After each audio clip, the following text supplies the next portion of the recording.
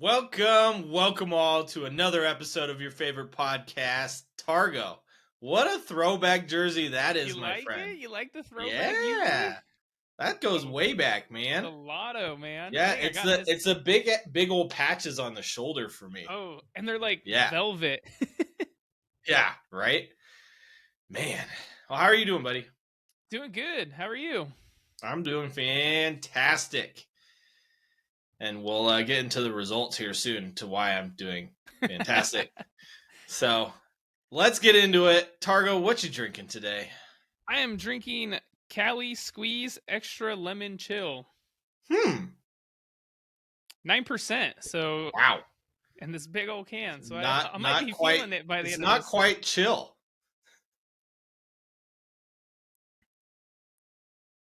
Yep, that's spicy. Ooh, Honestly, it almost tastes like a seltzer. But nice. beer, not seltzer. So, Yeah. so like a shandy almost. Yeah, kind of like a shandy. I would Hmm. call it that. Interesting. 9% shandy almost. Not bad. Yeah. I mean, the way you're drinking it, I would say it's probably pretty good. Yeah, I might be feeling it by the end of this episode. I will be making sense here pretty soon. Yeah, well, I wasn't making sense with my picks, so we'll get into that. I have Rickety Cricket Brewing Girl Farts. Girl farts. Girl farts. I've never had it before, clearly. Bottling up some girl farts over here. How's that fart taste? Better than a fart. I'm trying to see what kind of beer it is, but it doesn't say. It's pretty good though. Describe it to our listeners. Hoppy. It's not crispy. hoppy? Crispy. It's crispy. Especially forward.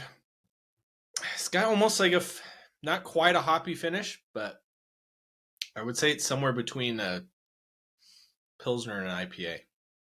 So Not would get quite again, or is this a one-time buy? I would definitely drink it again. Yeah. Yeah. Go for girl farts.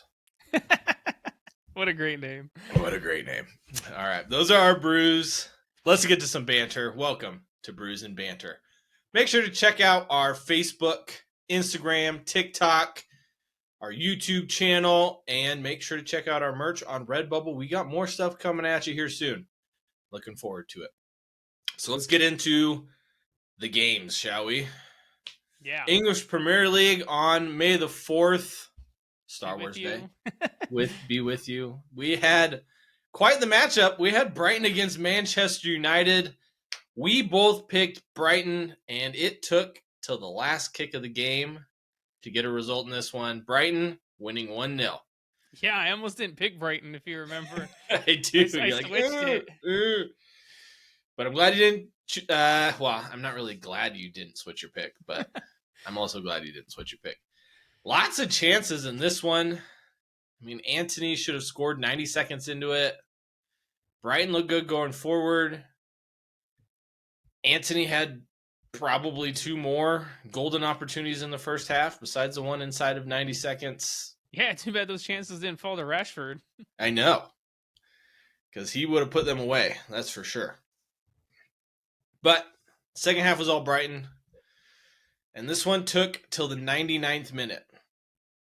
99th minute.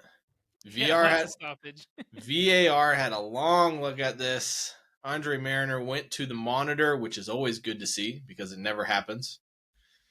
After Luke Shaw, I guess, handled the ball given away PK, it looked like his arms were just flailing and the ball happened to hit it. Yeah, it came off a corner kick. Corner came in. Luke Shaw went up to jump. His hand was in the air. Yeah, jumble of bodies. His arm was in the air. Looks like it hits it. It was a hard one to see, man. I'll admit that after all the replays. Yeah, and there's a couple of views where you're like, okay, that's a hand. It hits it. I can't tell whose it is, but it hits a hand. Pretty much, huh? Yeah. And then you saw Luke Shaw's face. You're like, oh, so it was yours. Got it. Yeah. Alexis McAllister, World Cup winner, stepped up, smashed the PK in the top corner, last kick of the game. But fun fact, this happened the other way around back in September of 2020.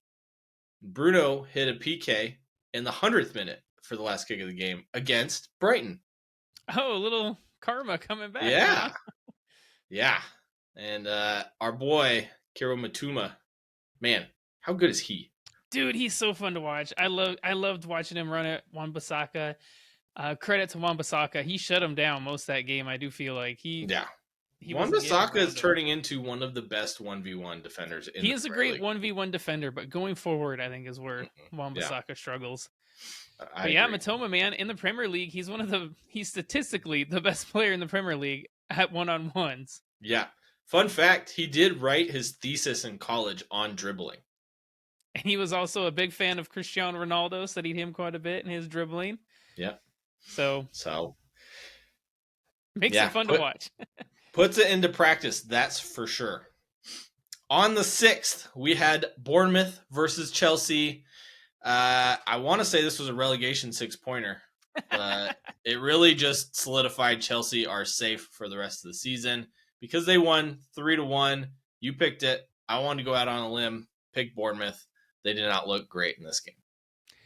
No, it was funny at the end of this game, the Chelsea fans singing that they're safe.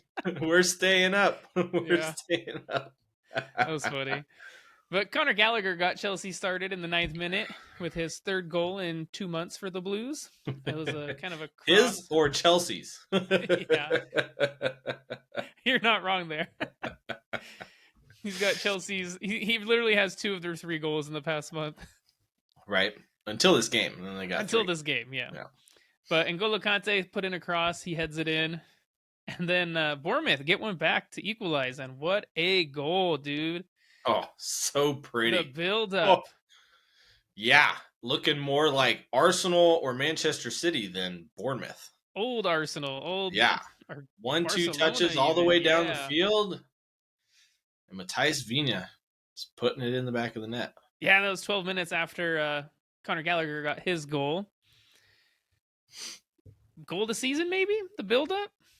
It definitely will be up there. That's for sure. I mean, think about all the Arsenal goals that were considered top goal of the season contenders a while back, and they looked almost exactly the same. And the strike on this one was a beauty, too. I mean, Kepa, when he's diving, he looks at it just admiring it as it goes by him. It was one of those. It was like, oh no. Oh no. Yeah. It was a pretty one. But Chelsea, man, they got back on top. Badashale gets a kind of afflicted into the net off of a free kick from Hakim Ziyech. That was in the 82nd. So Chelsea kept it late. It wasn't a walk in the park with the boys. No, it was not. Bournemouth made them work for this one. But João Felix, he got Chelsea's 3rd. He came on as a sub.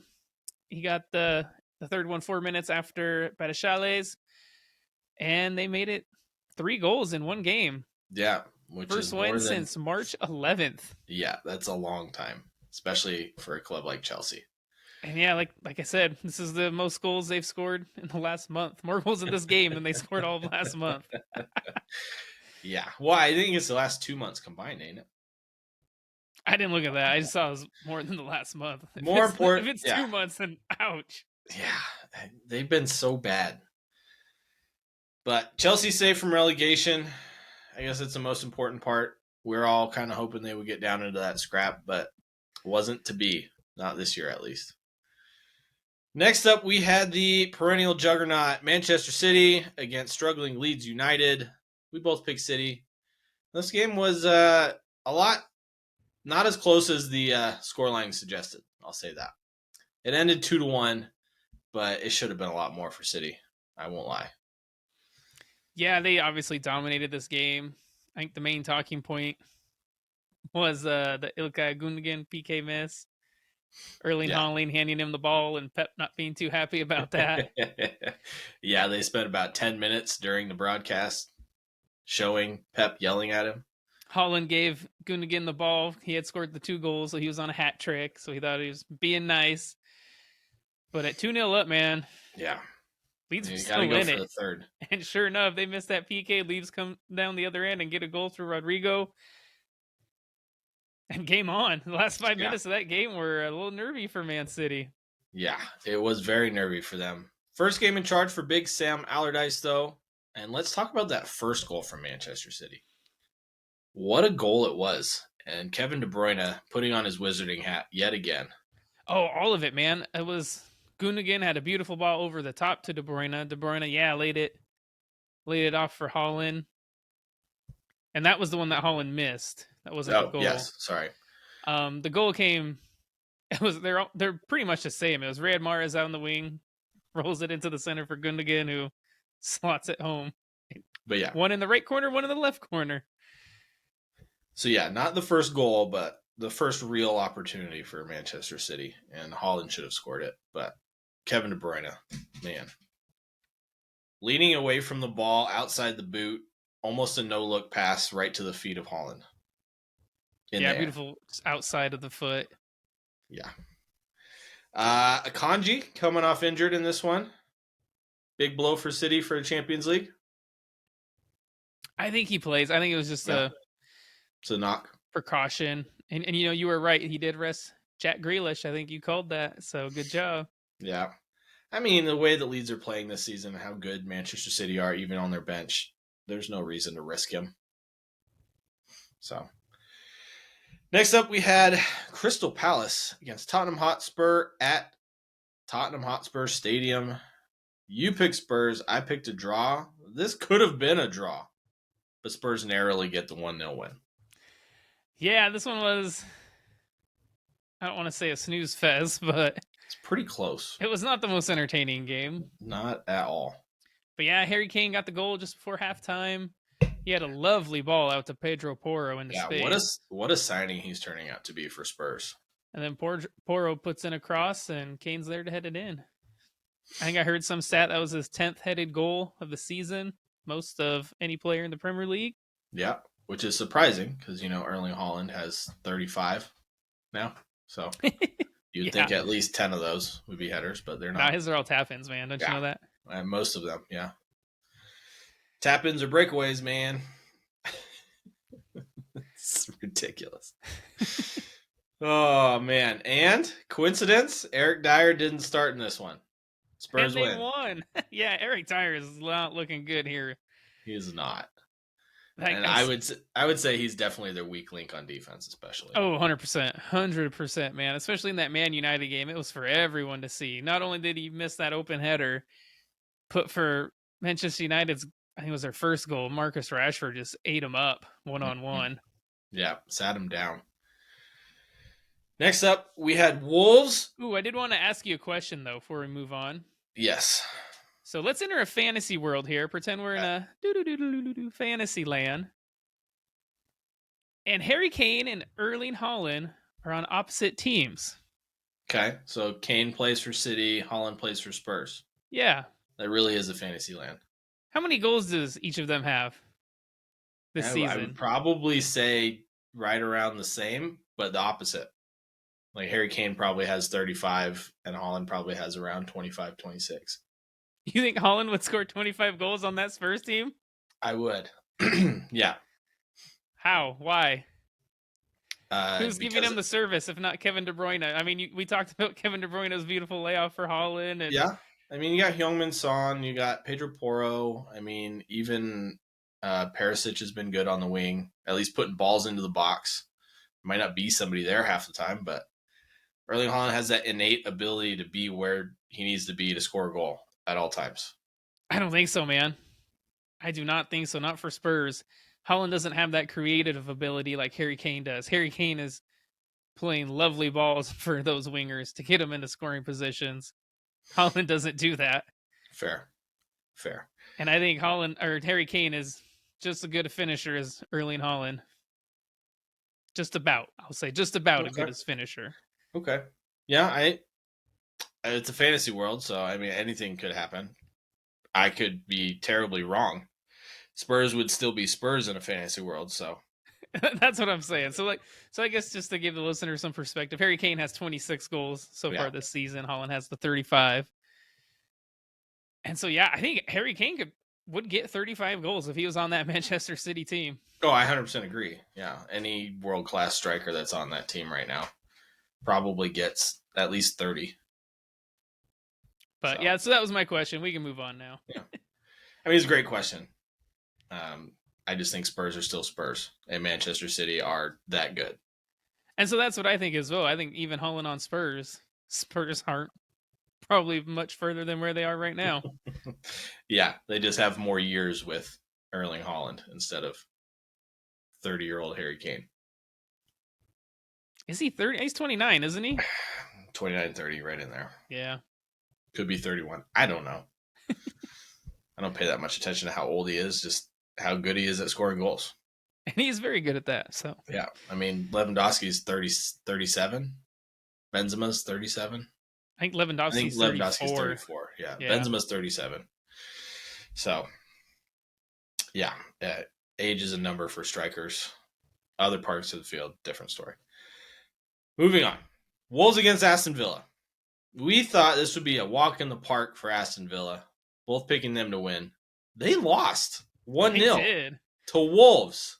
This was a West Midlands derby, and Wolves took the lead early. Brilliant header off a corner by Totti in the 9th minute for his first Wolves goal.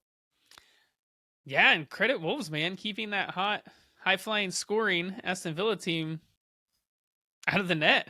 Yeah. And they didn't really have a lot of good opportunities either. I mean, Tyrone Mings had probably the best opportunity in the 72nd minute, putting a ball by Douglas Luiz over the bar. Freaking skied it, dude. If that was any other player on the pitch, that ball's in the net. I think it was harder to miss the goal. Yeah, I agree. And you could tell that he was like, how did I just miss that? Because he went straight to the ground in frustration. Yeah, but it's a great result for Wolves, man, especially after coming off that 6-0 loss to Brighton. Oh, yeah. So definitely bring their confidence back up. And not to mention that, keeps them in 13th place, even though teams below them are still winning. So yeah, but I think they're safe. Yeah, I agree. 10 points with 3 games left. I think they're safe. Well, mathematically, they are safe. So there you go. As I say that. Next up, we had Liverpool against Brentford in what we thought would be an interesting affair. We both picked Liverpool. They won 1-0.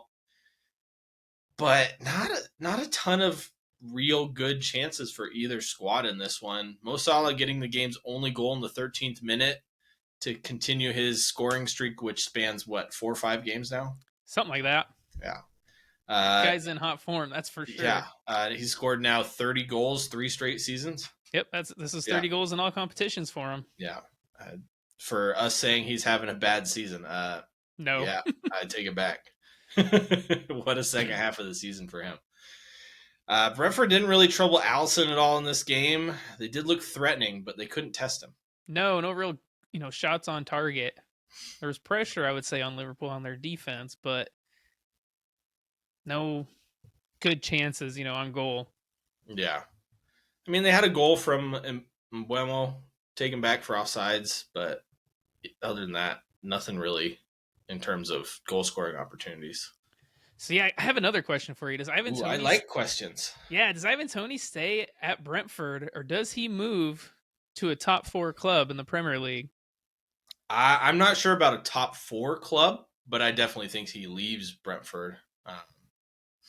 Especially if Harry Kane leaves Tottenham, I think they might go to try to sign him.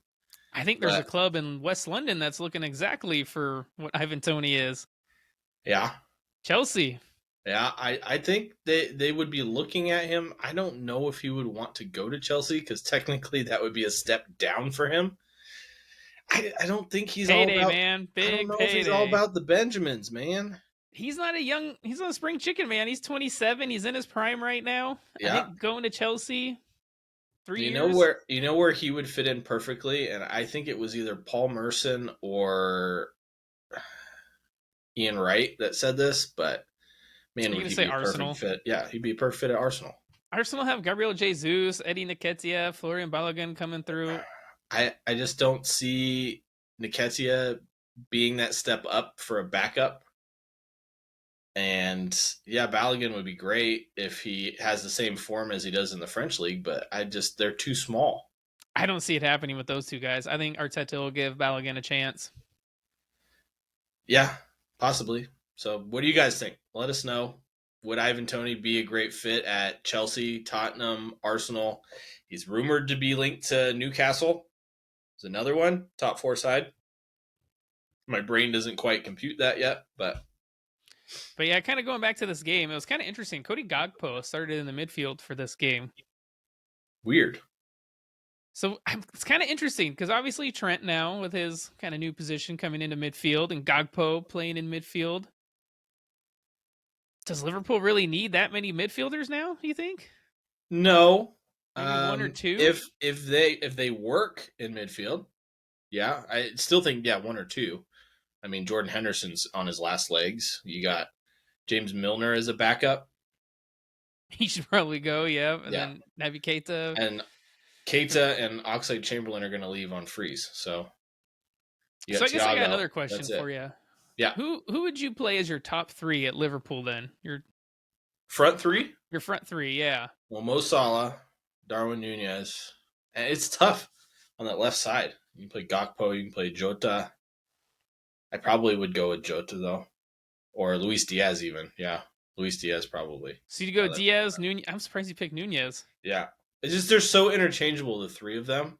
I mean, Jota's good, but the more I watch Darwin Nunez, the more I think Jurgen Klopp's right about him being like a young Lewandowski. The raw talent is there. It's just let's see what we can get from it, man. Mm-hmm. The finishing needs to improve. And I think it will, especially the more confidence he gets.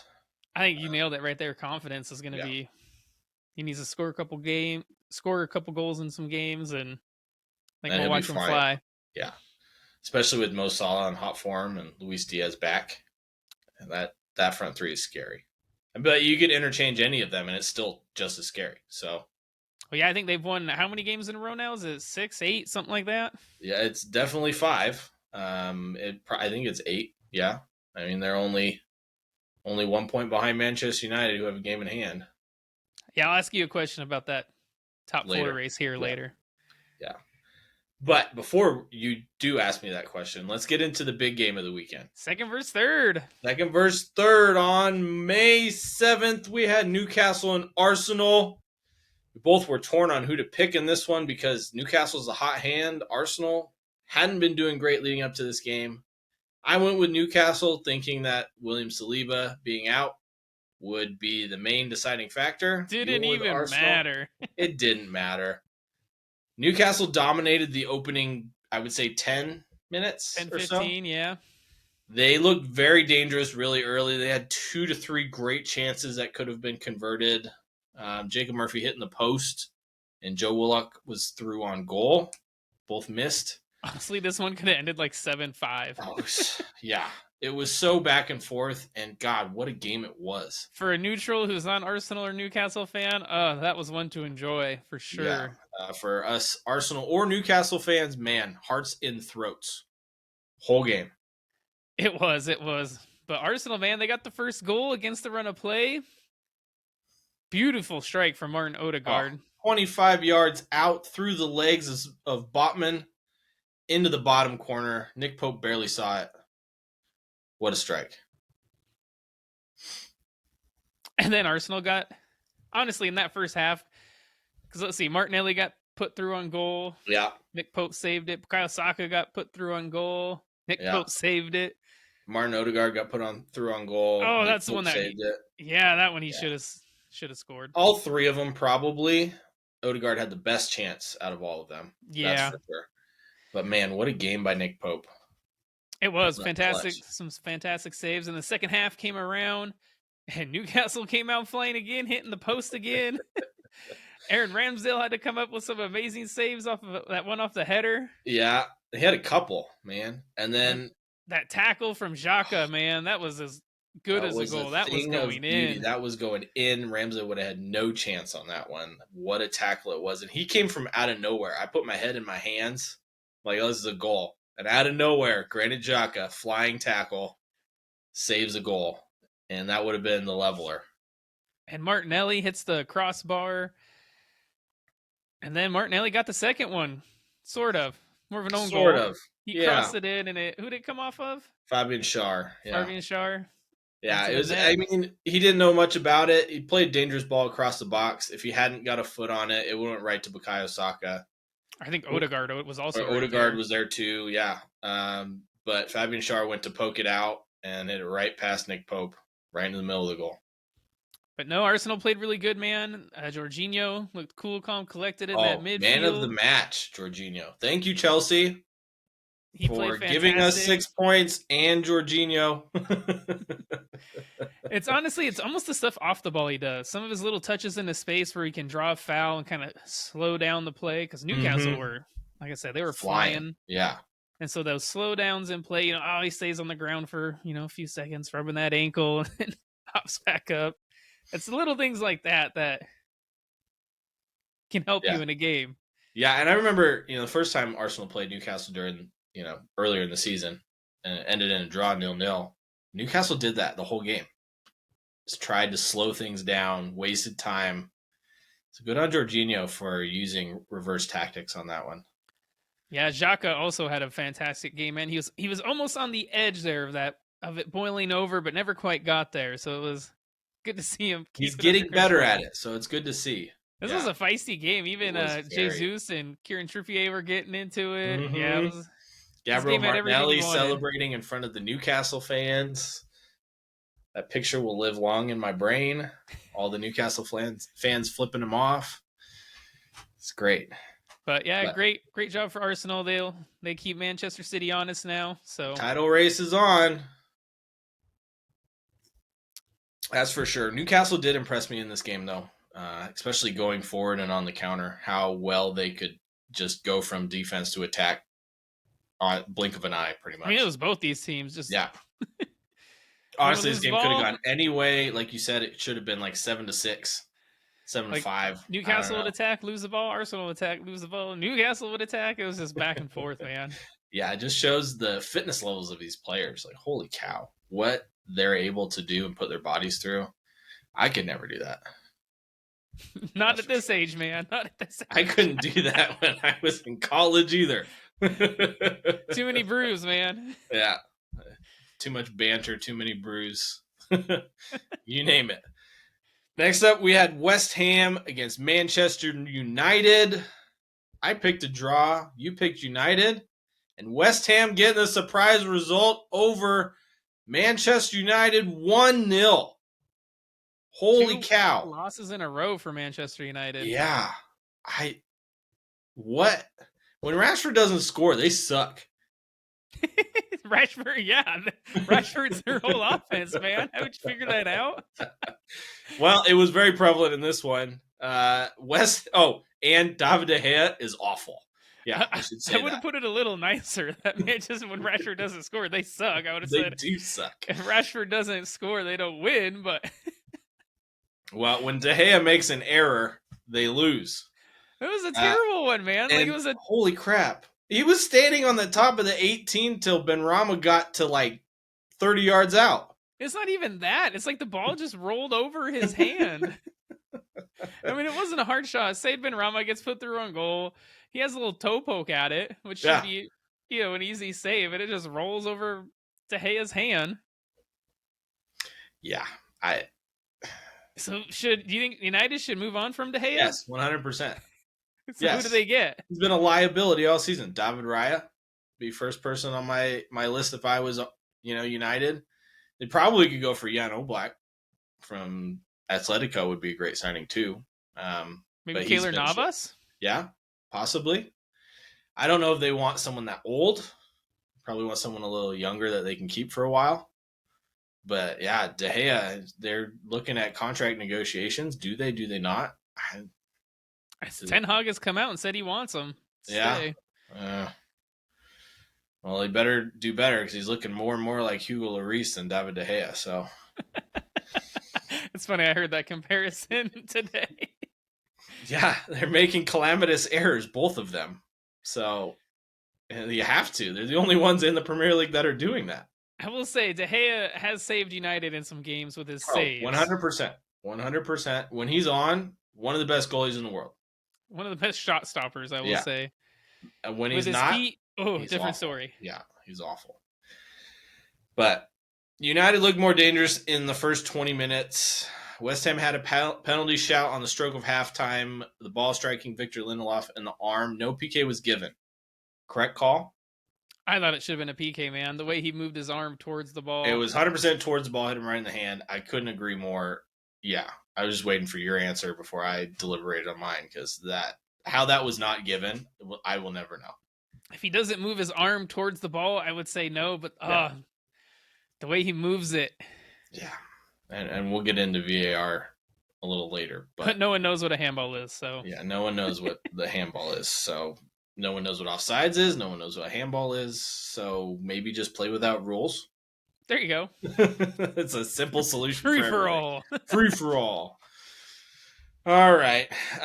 West Ham thought they had a second on 73 minutes when Thomas Souček got through on goal and put it in the net, but he was like a yard and a half offsides. Yeah, West Ham also had a goal taken back for a weak foul on De Gea. Yeah. I don't even know if that was a foul, I'll be honest with you. Honestly, United did not play good, man. They looked tired. Yeah, especially at the back. They looked real tired. I mean, and then like you said, without Rashford, they got nothing going forward. I mean, when you think 200 million in players up front. 200 million. Say, when you think of the players on this team, do you think of them as, old Manchester United players of that quality? McTominay, Wan-Bissaka, Malacia, no, Lindelof, Weghorst, Weghorst, yeah, Antony. But I mean, they have Jadon Sancho, Marcus Rashford, Antony. I know I'm contradicting myself, but I mean, just Rashford, or not Rashford, but Sancho and Antony. That's $200 million in players. Antony doesn't do it for me, man. Like he's one of those guys, honestly, that he'll play for 3 or 4 games, not do nothing, and it's like right before the coach is about to pull him, he'll get an assist or a goal. Then he'll go another 3 or 4 games without doing anything, and then he'll get that assist or goal. And he's just kind of squeaking. He still starts. I don't get it. And it's because of that. Yeah. I'll be honest with you.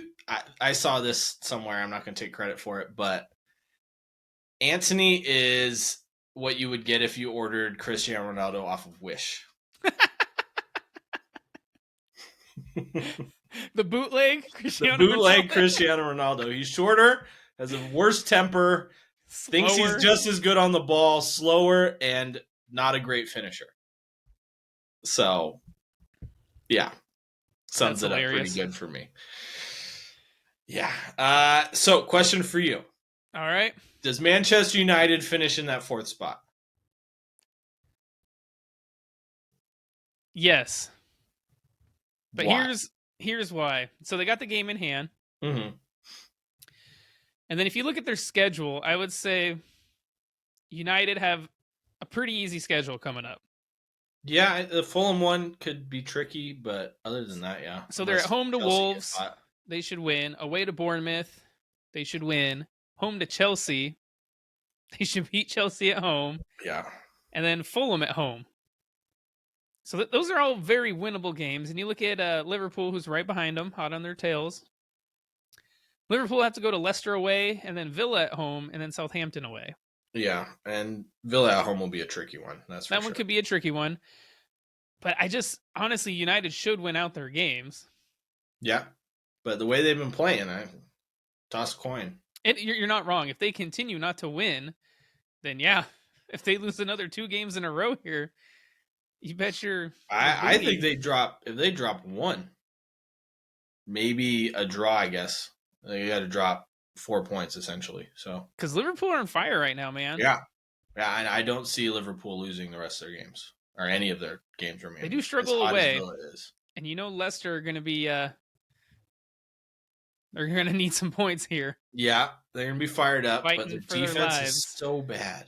They're so bad defensively. And yeah, but Liverpool away right from now home, are so good going forward. Away from home, they're not convincing. No.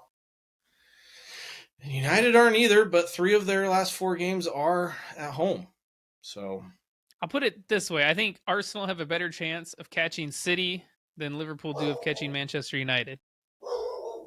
Okay. That's what I think. I think it's the other way around, personally. Because as much as I want Arsenal to catch City, I don't see City losing a single game or even drawing a game the rest of the season. They have tough games against Brighton and Brentford. They do, especially the last two. And they also have a couple Champions League ties to play here that you never know what can happen in those Champions League games, man. Yeah, especially Players if can they get hurt. Especially if they lose or players get hurt. You have a point. So I that title race isn't over, man. Arsenal are going to keep them honest on it. Yeah. And top 4 spot, that's not safe either for Manchester United. Oh, it's not. No. You guys let us know. What do you guys think? Which one's more likely to happen? Arsenal pipping City or Liverpool pipping United for 4th? It could go either way, quite honestly. All right. And then on Monday, April 8th. Man, I just got to say, it's a good thing we decided to record this Monday night instead of Sunday night. Oh, my God. The goals go 8, 6, 14. Yeah. We had 21 goals in 3 games on a Monday. Apparently, defense didn't want to show up. Defense was hungover from the weekend. So let's get into it. Fulham against Leicester City. We both picked Fulham. But, man, Fulham won. Fulham looked good in this game. Leicester looked bad. But there's still 8 goals in this game. Fulham won 5-3. Holy crap. Yeah. I'm like halfway speechless. Well, let's start with the first goal. Free kick from Willian that the goalie completely misjudged. What a howler. You were talking about De Gea looking up and watching a ball go into the net. Daniel Iverson had to do the same thing. Yeah, he lost the flight of that. I mean, he saw it all the way. I don't know what happened. I don't know what he was doing. I don't think Leicester City fans know what he was doing either. Maybe even him. I don't think he knew what he was doing. But then Carlos Vinicius, man, he got another one in the 18th. So the first goal, that was 10 minutes. Scored in the 10th. But yeah, the second one, poor giveaway from Sumare. Great tackle from Polinia. Puts in Vinicius Jr. He's kind of gets put through and slides it past the goalie. 2-0. And then Tom Kearney scored on either side of halftime in the 44th and 51st to make it 4-0. Oh, that first goal, though. Lovely. Fakes the shot with his left, cuts it on his right, curls it, man. Beauty. Beauty. Yeah. Second one was just kind of a beautiful break forward, and I don't know what the defenders were doing, man. Like, as a defender, you look around inside your penalty box, and if you see the opposition, you say, okay, I'm marking him. You go and mark that person. Their defenders decided not to. Just cool. Yeah, it's whatever. Maybe they'll play the ball to us. I defend when I want. Yeah. Yeah, it was terrible. Harvey Barnes pulled one back for the Foxes in the 59th minute, firing a shot off the bottom of the crossbar into the net. And, after this, I have a question for you. Okay. Jamie Vardy won and missed a penalty kick in the 66th minute. Keeper came flying out and clattered into Vardy. Makes up for it by saving it. And then probably the goal of the game, Willian with a long-range curler just 4 minutes after that. Man, is he rolling back the years. Yeah. Those Chelsea days. Holy cow. Leicester managed to get 2 goals back through James Maddison penalty kick in the 81st after winning the penalty kick. Harvey Barnes got the second in the 89th, but Fulham really in control of this game the entire time. Paulinho leaving a leg out for Maddison to go over for the penalty kick, and he did not go down the middle this time. No, he didn't. No cheat sheet for Pickford? For Bern Leno. Leno, that was it. Yeah. For this one. Yeah. And then, Leicester, big trouble. 5 points from the last 5 matches. They're in the relegation zone again. 3 games left on 30 points. Everton 2 points ahead of them. Is it doom and gloom for them, or do you think they can salvage it? I think they can salvage it. It's going to be tough.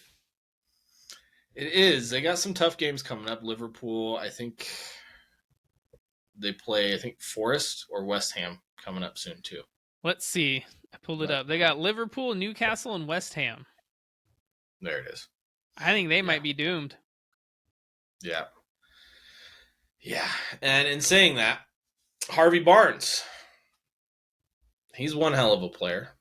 Does he stay at Leicester, or does he go to a club that could better use him?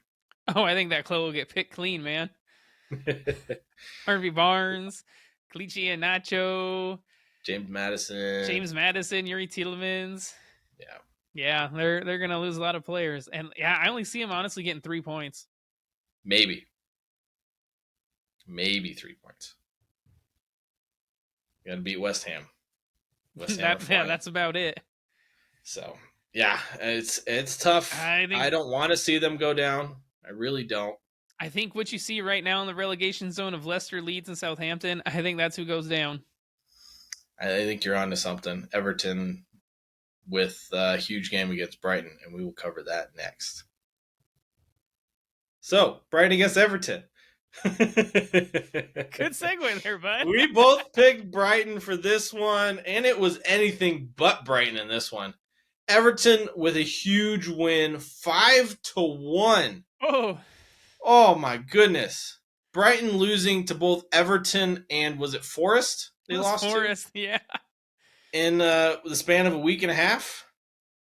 2 weeks? Something like that, yeah. And then throwing in a 6-0 win over Wolves and a 1-0 win over United. Jacqueline Hyde at its finest. Holy crap. Solly March, Julio Enciso, and Evan Ferguson all on the bench for this one. And man, did it show. Holy cow. He came on at halftime. Yeah, Abdoulaye Doucouré scored after just 39 seconds after a wonderful 360 backheel turn by Dude, Dominic how about that turn from Calvert-Lewin? That was filthy. That was filthy. And then a simple finish for Doucouré. Oh, he had the easiest of happens. Calvert-Lewin with all the work, but holy crap, did he turn the defender and with the back heel put himself into space. Brilliant improvisation by him. And then Doucouré added his second on 29 minutes after a wonderful run and an even better volley. Dude, so this whole game was pretty much Everton counterattack. Yeah. Was deadly. That front four of Everton of Alex Iwobi, Dwight McNeil, Calvert-Lewin, and then a midfielder thrown in Doucouré. Those four, man, they just hustled running up. As soon as they had a chance to go forward, they went. And they were sprinting. Like that second goal was basically Doucouré outrunning Alexis McAllister. For about 60 yards. Yeah, for about 60 yards, pretty much. And then being wide open on the far post. Yeah. Jason Steele put the ball into his own net on the 35th minute. Caught cheating by Dwight McNeil, who literally hit it off his heel and into the back of the net. Yeah, off his leg, heel, ankle, whatever it came off of. Yeah. He caught him cheating, hit it right on him, right in the back of the net. Reminds me of one too many hockey goals. Catching the goalie unprepared. But wrong sport. But yeah, they went 3-0 at halftime. And did Pickford even have to make a save in the first half? No, he did not. But man, what a second half he did have. Second half, he had to make some saves. Yeah. Yeah. Brighton brought on all three, Marsh and Ciso and Ferguson at halftime. Marsh looked the best, man. Marsh looked the best, yeah. The Cisco looked dangerous. Ferguson, too. They had 86% possession in the second half. But they could not put the ball in the back of the net with Jordan Pickford being the Jordan Pickford of old. And I think they could have easily leveled it. I don't know about leveled it. They were up 3 goals at this point.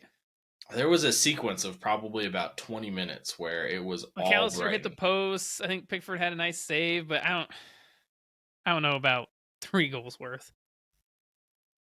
Either way, I'm just saying that's how good Pickford was. Not how good Brighton was. Bad Solly Marsh back pass sent Alex Iwobi on a 60-yard run. Played in Dwight McNeil, and he cleverly just cut the defender and the goalie and literally dribbled the ball into the net. What a pass from Iwobi to McNeil, though, in the box. Oh, it was fantastic. And what a run from Iwobi as well. And then, to make matters worse, Sully March pulls a hammy trying to run back, catch him. Yeah. It just went from bad to worse for Brighton in this one. Alexis McAllister did get a goal for Brighton, though, and it was in bizarre fashion. On the 79th minute.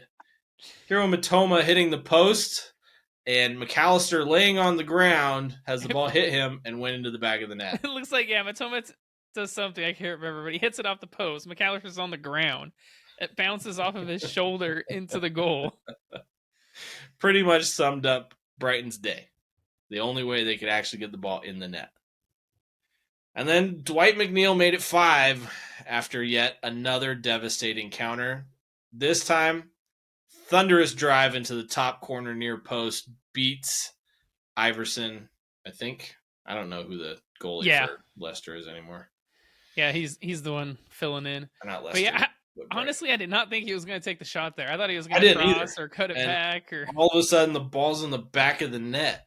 What a strike. Man of the match performance for McNeil, man. I 100% agree. He was so good.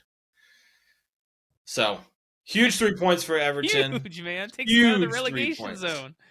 Terrible loss for Brighton, who were trying to keep pace with Liverpool for that Europa League spot, and I think that probably does it for them, even with 2 games. You think my prediction was right then, huh? When I told you they had a rough schedule coming up. They did, but I thought they were good enough to win enough to be better than Tottenham and the way Liverpool was playing when we had these predictions. I didn't see Liverpool having this streak of wins. So, credit to you. I still think Brighton finishes above Tottenham. And you know who Brighton still has left to play? Manchester City and Arsenal. And Newcastle. They have to go to, St. James Park. Yeah. So. Things aren't looking good for Brighton. No, it's not. Not at all. Next up, we had Nottingham Forest against Southampton with a huge, and I'm talking huge, 6-pointer. Southampton could be getting momentum at the right time of the season to have the possibility of staying up. Forest, pretty much with a win here, would be even closer to safety. And Not Forest safe, closer, Closer, yes. Emphasize the closer. Forest, we both picked to win, and they won this one 4-3. Holy cow. I didn't think this game was going to be close at halftime. Forest took the lead. Optional. Yeah. Forest took the lead on 18 minutes after Brendan Johnson broke down the right side and found Tiwo Awoniyi for the finish. Awoniyi. Beautiful ball out to Johnson from Danilo, who, in my opinion, probably had a man of a match performance in this one. I would agree with you. Yeah. They doubled it 3 minutes later after the ball fell. Well, I wouldn't really call it fell. I don't even know if that pass was meant for him. But Awoniyi had a beautiful turnaround volley, roofed it. I don't know who passed him the ball. Was it Johnson? Was it? I don't know. Whoever it was, the ball was blocked. A shot from Danilo was blocked, fell to a Forest attacker who either flicked it kind of nice, while falling over. Turn and volley, kind of a thing. What a turn and a volley that was for his second. 4 minutes later, Southampton got one back after a devastating counter as Stuart Armstrong broke through, squaring it to Carlos Alcaraz, who finished it into the bottom corner. And just like that, 2-1, until Forest made it 3. On 44 minutes, after Ainsley Maitland-Niles kicked Brendan Johnson after he literally stepped between Ainsley Maitland-Niles and the ball while he was trying to clear it. Yeah, one of those unfortunate ones as a defender. You go to clear the ball and that foot comes in and pokes it away from you, and then you kick the foot. As long as the attacker touches the ball, then it's a foul. So, nothing they could do about that. And Morgan Gibbs-White stepped up, put it right down the middle to make it 3. That one was a killer one for, I think, Southampton. Right before halftime, that goal goes in. Those always are. Yeah. Right before halftime. But Southampton did get their second on the 51st minute when, was it Lianco? Lianco. Wow, I can't pronounce names today. Off a header. Off a off header. the corner. Yeah.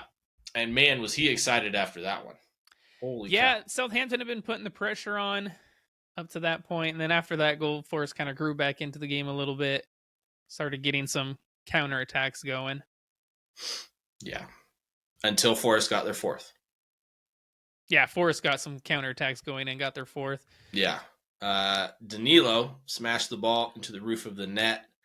Lovely build up. Fantastic touch from Morgan Gibbs-White to set up Danilo. Oh, that little back heel, man. Just to flick it right to him to gently put it right in his path for him just to, chef's kiss.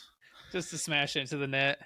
Yeah. Southampton were given a penalty in the 95th minute when Lavia was judged to have been kicked in the box. James Ward-Prowse stepped up and converted the penalty kick. Which leads me to the question, was this a penalty kick? It was light. Barely grazed his foot. It was light, yeah. Yeah. I thought it was very soft. I didn't think it was a penalty, and you couldn't even see it on replay. I think if it's one of those where if the ref doesn't call it, I have no issues. But he called it. Stick by it then. The game was over by then anyways, so I'm not going to disagree. I'm not going to throw a fuss, but huge win for Forest nonetheless. Puts them in 16th place on 33 points, 3 points clear of the drop zone with 3 games remaining. It's a lot of threes. Yeah, that bottom of the table, man. Like I said, I think the 3 that are there right now, Leicester, Leeds, Southampton, are the ones that we may see go down. Yeah, Southampton for me, 100% done. 100%. Everton just need one more point for them to be officially relegated. So, all right. In Spain, we only had one game this weekend. One game, man. The Copa del Rey final. And it's not even, wasn't even in La Liga. So, Targo, Real Madrid and Osasuna, how did it go? Well, we both picked Real Madrid to win, man. You know, they're the final specialists. They are. And they got it done, 2-1. Rodrigo got the scoring started early in the 2nd minute. After Vinny Jr., who else? Signature run. Goes down the line, cuts it back. Dude, he was giving that I think it's Moncola or whatever that guy's name was. He was just terrorizing him in that first half. Man. He's going to have nightmares for the rest of the year or his life. Because he's not normally a fullback, and man, he couldn't decide, do I get close? Do I give him space? Gave him space, punished him. Got too close, punished him. He wasn't getting any help on a double team. But after that goal, kind of Real Madrid took the foot off the gas. Osasuna grew into the game. And they actually got an equalizer in the second half in the 58th minute. But Real Madrid, being the winners they are, man, put the foot back on the gas. And they got the winner in the 70th. That guy again, Rodrigo, scored in the 70th. And this is Real Madrid's first Copa del Rey since 2013-14. Yep. I have a fun fact for you. Okay. From that season. The coach, Carlo Ancelotti, they finished 3rd in La Liga. They're 3rd right now. They played one Pep Guardiola's Manchester City team in the semifinals of the Champions League. I don't think Pep was at Man City then, was he? It was a Pep Guardiola team. So maybe probably would have been Bayern Munich. Bayern Munich. They played the first leg at the Bernabeu. Real Madrid won the Champions League that season. I know, because Pep hasn't won it. Just saying. This is a big coincidence, maybe. Maybe it's destiny written in the cards. I don't know. But I just thought it was fun facts. All the stars are aligned. They're playing Pep again. Pep has a much better team this time, though. That's a good one, though, yeah. But, man, it was so fun when that equalizer went in for Osasuna. The fans went wild. You know, this was their first, I think, real final for a major trophy. Mm-hmm.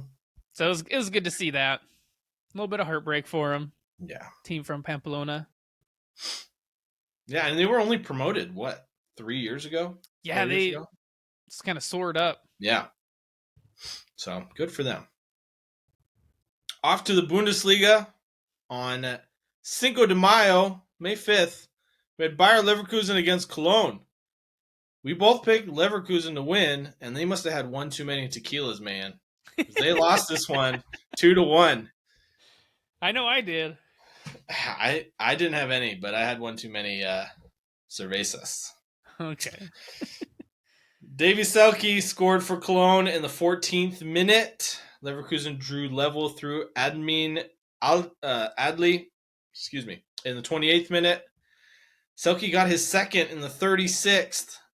Leverkusen dominated possession in this game. They couldn't get very many shots on goal. What Not happened? at all, man. They could not get it going. It was bound to happen. They were on a fantastic run. Who Can't says keep it it's up bound to forever. happen? It's always bound to happen. You can't win forever. Manchester City might have something to say about that. No, I think they'll lose one here between now and the end of the season, whether it's in the Champions League or Well, I hope it's Premier League or I hope it's in the league and the Champions League, but we'll see. Time will tell. On the 6th, we had Augsburg against Union Berlin.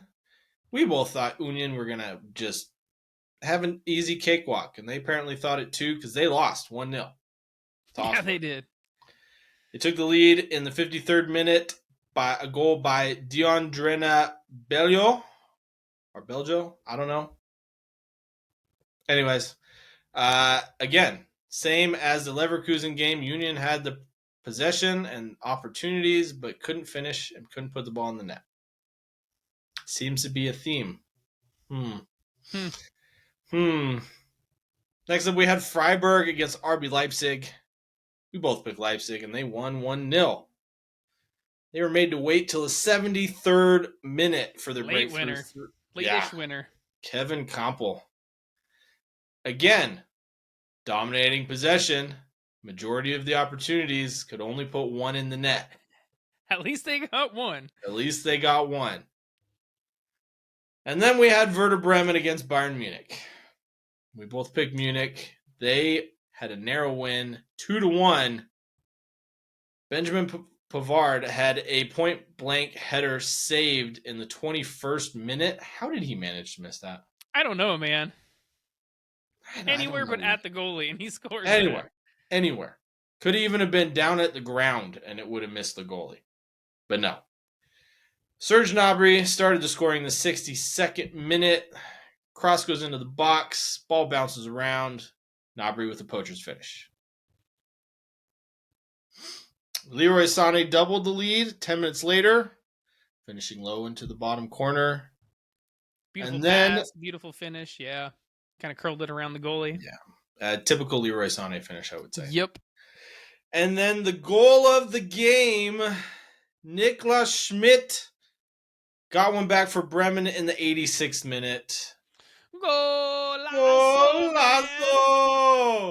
Where the spiders makes its web and lays its eggs. Holy cow. What a strike. What a strike.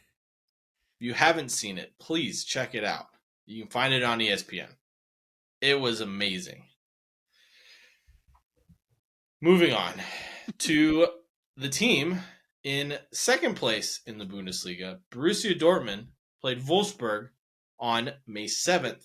Yeah, they had. Now, there was a theme in the Bundesliga this weekend. Lots of chances, not a lot of finishing, and it all led to this. Because Borussia Dortmund won 6-0. We both picked them to win, and man, did they deliver. They did. Holy cow. This was one of those slaughtered games. them. I was watching this game, man. It was one of those games where, you have those days where everything just goes right.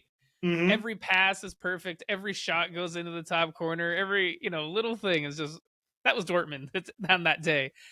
Like the first goal for Karim Adeyemi, the cross was deflected. And it just goes straight to his head for him to head it in. There was another one. I think it was Bellingham's goal. And this Which one? Yeah, I think the goalie saves it. Like it's going top corner where the spider makes its web, and the goalie saves it.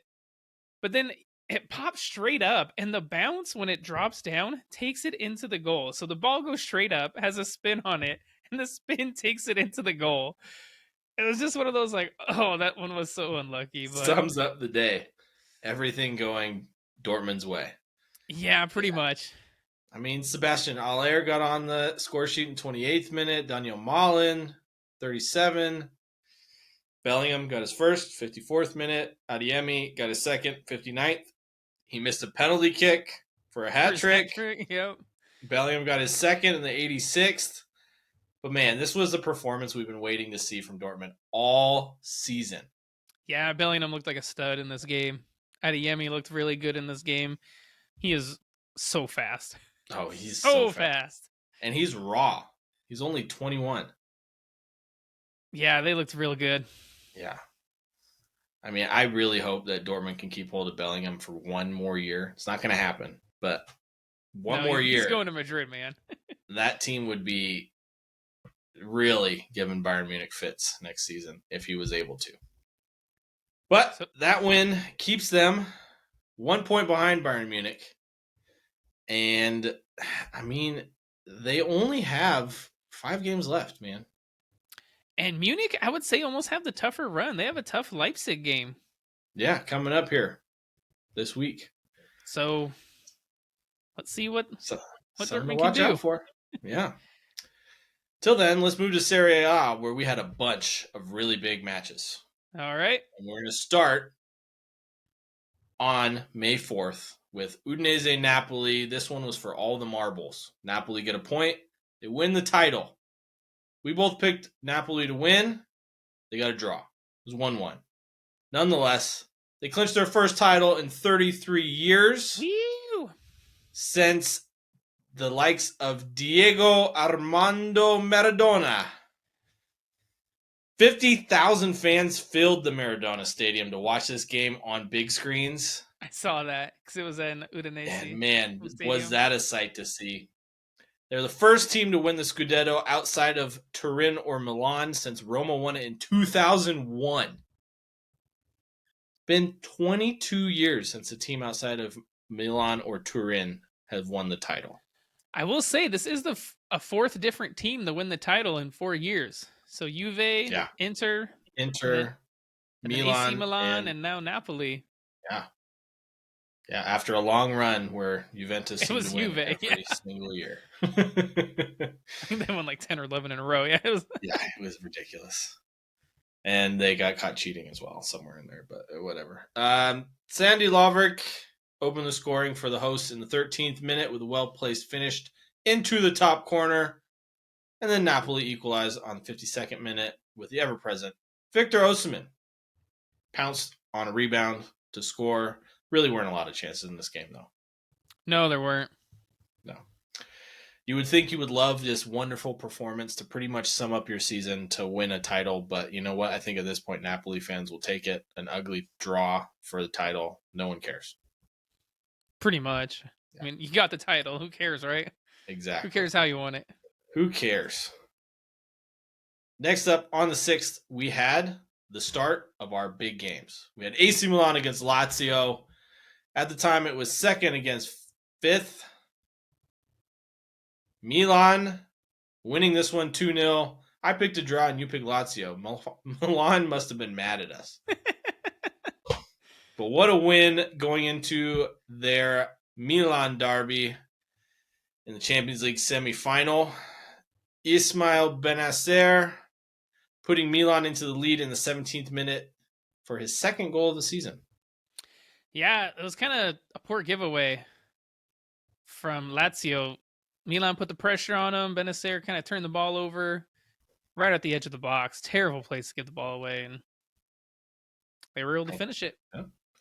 And then the best left back in the world, some would say, Theo Hernandez, doubling the lead on the 29th minute. Man, what a solo goal this was. It was just like the one he scored the last year at that stadium. Yeah, exactly. Box to box. Stunning finish, too. It was. Not bad for a left back. Beautiful strike. You might be onto something. Best left back in the world. I'm saying it, and I'm sticking with it. So that was it. Milan, huge win. Gets them into 5th, keeping pace with Inter for that 4th place spot. Speaking of Lazio, though, Inter, man, dropping points here. Getting yeah, dragged back down. keeping it close. 3 points between Milan and Lazio. Lazio in 3rd, Milan are in 5th. This could go any way. So speaking of Inter Milan, AS Roma played Inter. Ooh. We both picked Inter, and Inter won 2-0. Yeah, the first goal of the game in the 33rd minute through Francisco DeMarco. Beautiful cross from Denzel Dumfries into the box. Man, Denzel Dumfries, what a ball. He's very much Jekyll and Hyde this season, too. Kind of, yeah. It's His moments of brilliance and astute then observation calamitous. there, my friend. Yes, thank you. Inter doubled their lead through none other than... Your boy! Romelu Lukaku in the 74th Your minute. boy in blue! Your boy in blue! He'll be that next season, too. Poor giveaway by Banez to Lautaro Martinez, who plays in Lukaku. And yeah, he's catching form at the right time after a bad spell in the season. Both him and Martinez, both coming hot towards the end, which is great. Speaking of whom, hit the crossbar in the 87th minute with a beautiful strike that in Lautaro Martinez. Yeah, Lautaro Martinez did hit the crossbar, man. That was should have gone in. And us neutral fans are licking our lips for this Milan derby in the Champions League. Boy, is it going to be good. And you got AC Milan, huh? Yeah, man. All right, it's going to be good. I don't care who wins. A Milan team is going to win it, like I said. I don't know, man. These are 2 Italian teams. Watch this be a 2-1 finish after both games. 0-0, both games, extra time penalty kicks. I can see that too. Next up on the 7th of May, we had Atalanta and Juve 6th against, at the time, 3rd. Yeah. Brought it out. I brought out the Juve jersey, you man. You picked Juve to draw this game. I picked Atalanta to win. We were both wrong. Juve winning 2-0. Huge win for Juve. Puts them into second. Put them into second. 2 points clear of Lazio. Samuel Ailing Jr. put the old lady ahead on 56 minutes. And then Dusan Vlahovic putting the game away in 98th minute. It's his second goal in 2 games after none in 11. That was a beautiful finish, too. It was. And somehow his 10th in this Serie A, even though he didn't score for 11 games. That's still not very much. 10 goals for your star striker you spent how much money on? Like 86 million, I think it was. Something crazy. Yeah. Next up, Napoli played again. This time against Fiorentina. I said it was going to be a draw. You picked Napoli. You were right. And the celebrations finally actually erupted. Yeah, they at did. the Maradona. Victor Osimhen could have put Napoli in the lead on the 48th minute through a penalty kick, but Pietro Ciano, yeah, let's go with that. Saved what I thought it was. Man. I thought it was a poor penalty. Yeah, perfect height for the goalie. Yeah. Not down any corner. It's kind of just off to the side. Yeah. But yeah, the foul committed by your guy Amrabat. Yeah, that was more like a rugby tackle, man. Yeah, there's some WWE action here. Yeah, goalie tries to pass it to Amrabat, who's obviously covered. He loses the ball, tackles the... Yeah, it was bad. And then the Nigeria striker got a chance to redeem himself when Kavicha Kvaratskhelia won another penalty kick for Napoli in the 74th minute. This time, there was no mistake about it. Put the ball past the Fiorentina keeper for the breakthrough, and that was all she wrote. 1-0. Let the celebrations begin in Naples, and man, was it a pretty sight to see. Yeah, I'm sure we posted it on our Instagram story, all the fireworks and stuff that were going on. Yeah, we did. Sad news, though. I believe a couple people were shot during the celebrations, but let them continue, just hopefully peacefully. So, Targo, speaking of going out peacefully, you got 23 games right this week. Ooh, out of 34. That's pretty good. Yeah, it was a B-, something like that. I got half the games right, 17. So F plus for 50%. You're up 3-0 with 3 weeks left. Congratulations, my friend. It's in the bag, man. Do, it's in the best bag. I can do is tie you. And I don't see that happening. So congratulations. And without further ado, let's get into our Europa League Semi Final first leg preview. Both games happening on May 11th. AS Roma, Bayer Leverkusen. This one's going to be tasty. Yeah, both teams lost their last game. But I'm going with Leverkusen, man. They're the hot hand in Germany. Before that loss, they were flying high. Yeah, they were. Roma haven't won a game in a few. Mm-hmm. But we'll see. Jose Mourinho, man, he's a good coach. We'll see what he does in this tournament. Yeah, I mean, they're winless in their last 4, but like you said, Jose Mourinho, he always has his teams stepping up for those European competitions. I think this game's going to be a draw. The first leg, yeah, I wouldn't be surprised if maybe a 1-1 or 0-0. Yeah. But overall, I have Leverkusen going through. Yeah, I think Leverkusen will go through as well. But I think just because it's in Rome, I think this one ends in a draw. I'll be bold. I'll say Leverkusen get a 1-0. Okay. Next up, we have probably the bigger matchup of the two. Juventus against Sevilla. And this one's going to be tasty as well. Sevilla, reigning champs. Juventus, you said they were going to make it into Europe through this. Pretty sure, buddy, they're going to make it. Yeah, I know. That was before they got their 15 points back. Yes, it was. It was before they had their appeal delayed. And they didn't win it, but it's delayed. So you picked Juve to win this one. I picked Sevilla. Who's going to win this game? I'm going to go with Juve. Okay. I'm going to go with Sevilla because, well, I picked them to win. And they're pretty great in the Europa League. Just saying. No, they're the 4 bootleg times Real in the last Madrid. 6 years. They're Yeah. bootleg Real Madrid. Real Madrid's this in the Champions Real Madrid League. from Wish? What? Sevilla's the Europa League. The Europa League, whatever is the level above Wish, right? 'Cause it's not the Conference League. So there you go. So with those 2 games, those 4 teams playing, we thought it'd be fun to do a little Europa League semis combined 11. And this was a little harder than I thought it would be. The defense was hard. Yeah. Some of the attackers were harder, but it was only between a couple. Yeah, there's one attacker you have in your starting lineup, man. I'm looking at. I don't know how you have them in yours. Do you know who I'm thinking about? Mm-hmm. I'm different. Yeah, you are. All right, So, well, I'll go first, man. Yes. Here's my Europa League combined 11. In goal, I have Wojciech Szczesny, goalkeeper for Juventus. My right back, Jeremy Frimpong. Easy I'm high on him. Yeah, I think he's a fantastic right back. My center backs, this is where I struggled. Yeah, I see that. I went through a lot of center backs. I ended up going with Chris Smalling from Roma and Edmund Tapsoba from Bayer Leverkusen. Tapsoba makes sense, but Chris Smalling, man, he's done all right in Rome. I went between him and honestly Jonathan Tah and Capier. I don't know. Left back, I went with Leonardo Spinazzola. I think that was also an easy one. Yeah. And then I kind of have a weird lineup. I have a 4.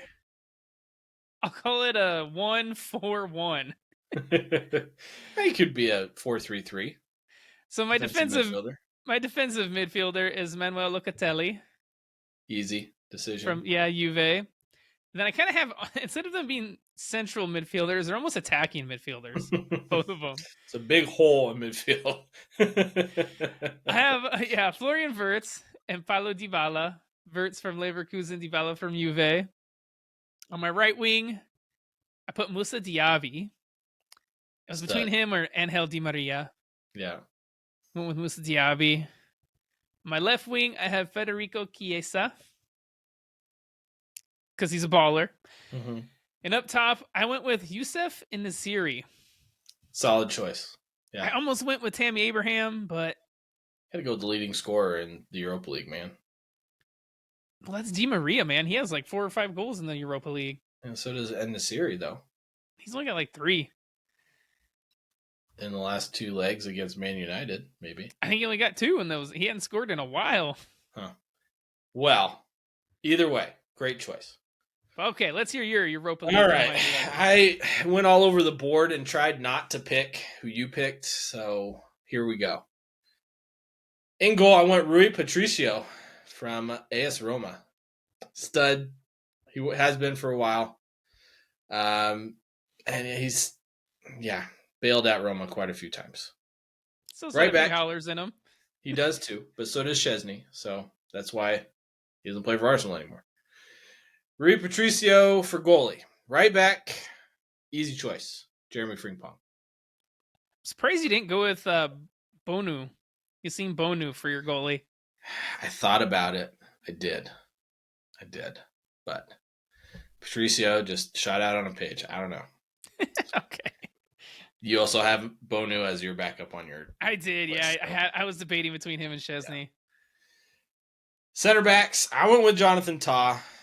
He's a stud. And then I went with a surprise choice. Loic Balde for Sevilla. It's been a stud in the Europa League this year. I wouldn't say as much in the league, but There you go. Yeah, fantastic form in the Europa League. Left back, I went with Leonardo Spinazzola. Easy choice. Choice. Yeah. And I went with essentially a 4-4-2. Okay. So my midfield is Manuel Locatelli. Easy choice. Florian Wirtz. Almost a diamond, I would say, 4-4-2. Okay, diamond 4-4-2. And then I went with Moussa Diaby on the right. And then the pick you're talking about, I would assume. Yes, you know the one. And I picked Andrea Belotti. And the reason why... Is he even a left winger? No, he's a right winger. He's a freaking forward, dude. Plays on the wing sometimes. Anyways, No. Chiesa's hurt all the time. I couldn't pick him. He's been hurt half the season. So I just couldn't pick him. So I went with Belotti. Maybe I went with a 4-3-3, and I just have 3 strikers. But I went with En-Nesyri and Paulo Dybala up front, with Paulo Dybala playing off the striker. I was gonna say, or maybe put Paulo Dybala on that wing. You could do that too. It's interchangeable. Whatever. There you go. This is Fantasyland, man. We're playing FIFA. You can do whatever you want. Fantasyland. Holland's on Spurs and Kane's on Man City. Kane's on City. A couple of years ago, that wouldn't have seemed too crazy. So, what do you guys think? Did I go way overboard? I think you went overboard with Andrea Belotti. Who would win, my squad or Targo's squad? I think it would probably be a draw. Because most of the players are the same.